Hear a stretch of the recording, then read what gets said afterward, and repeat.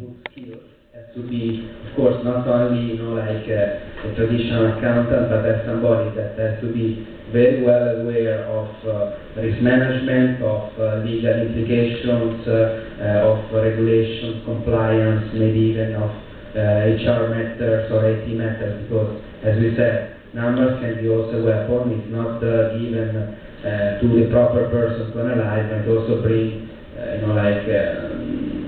comments or, let's say, things that might not be the most, I wouldn't say accurate, because numbers are numbers, but it's the implication of the numbers. So that's why that is an opportunity for us, because we are seen, let's say, as people with multiple sets of competencies and skills, and also the challenge, of course, because we have to be also capable to run this way. Well, since I'm not a CFO, I don't get those requests. So I will pass. Okay. So I think it's a good point, Thomas. I think Andrea did talk about it a lot. The operations today, if you see, it depends on, of course, the personality of the CFO and the organization. If you're able to take hold of the operational side of the business very well, it becomes easier for you to then talk about what do your numbers actually convey. And then you can align your own finance functional strategy with the overall business strategy, and then you become stuck with, being part of the overall business strategy. So let me give you an example. When you think specifically of investing in a market, and one of the obvious questions the business guy always talks about is that, hey, there's a $100 million or a $50 million or $10 million opportunity, and let's go and get the business. Now, he doesn't really care whether there's an ecosystem around it to support the business.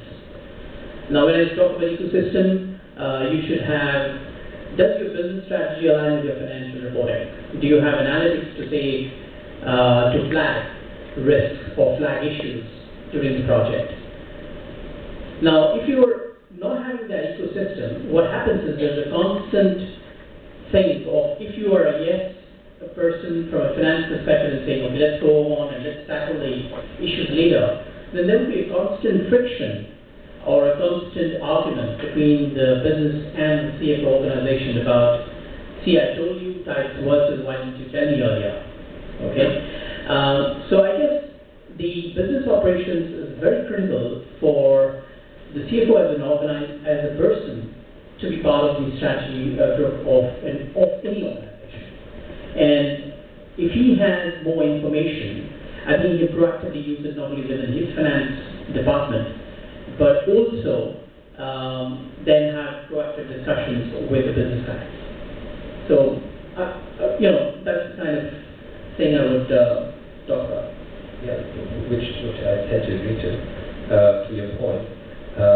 But I would like to combine it with something you mentioned earlier, which I believe is important, and I'll formulate it a little bit provocatively, so I represent a company that sells and produces software technology. I think we've done you a great favor in developing solutions and technology that you actually use.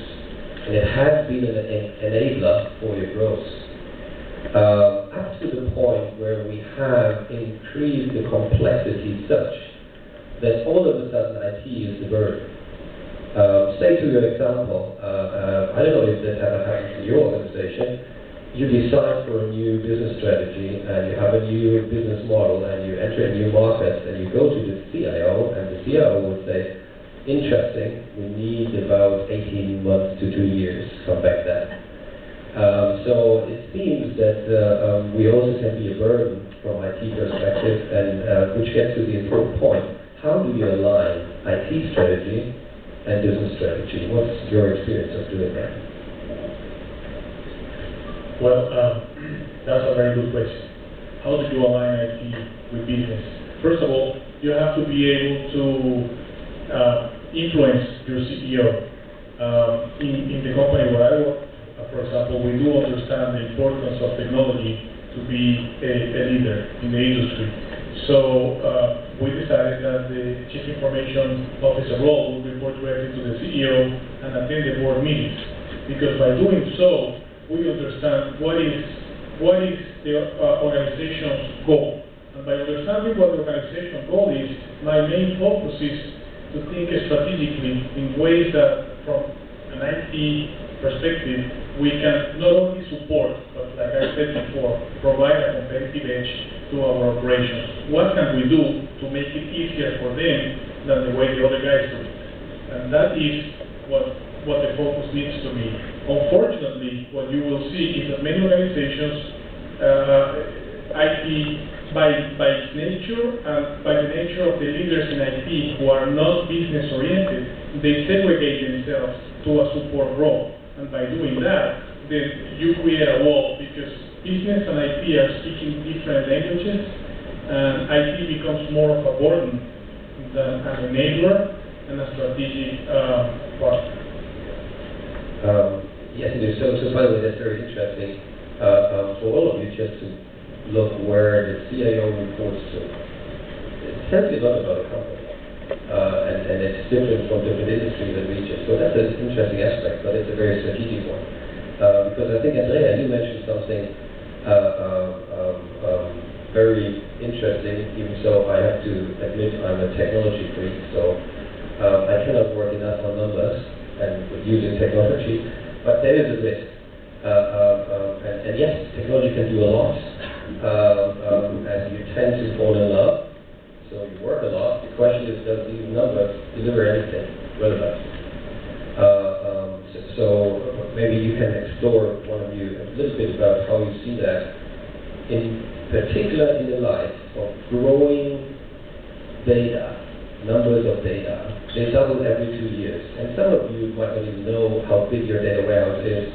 No matter which size, it will double every 2 years. So does this mean more data means better business decisions? Or is it the opposite? Or what are the tactics and strategies to identify what is the information that is necessary and what is information that can give me a competitive edge? Any one of you wants to explore that? What I can just say is that if you compare 70 years back to what we are today, there were many books that were written around 2003 which talked about, so Andrea is from Italy, so we can talk about system spaghetti. You know, this concept of system spaghetti. There were so many systems that a CFO was burdened with, and each of the systems didn't really talk to each other. So one of the mandates of the CFO was, can he actually bring about one common system and let one data talk to the other? That was the focus after the internet bubble. We have now moved to situation to 2011, where I don't see that issue being overcome completely. But what has changed is there are a lot of internet-based information that can be used even if you don't have your integrated systems working with the company. So the challenge now is, can I have a customer relationship management tool which interfaces with my partners in a channel business, and that data, can I use it internally into my management analytics at the end of the month? And the answer is that there has to be an offline analysis, because there is no talking point or interface between the CRM tool and, let's say, the ERP system that you have. Now the challenge there is, would you like to integrate it?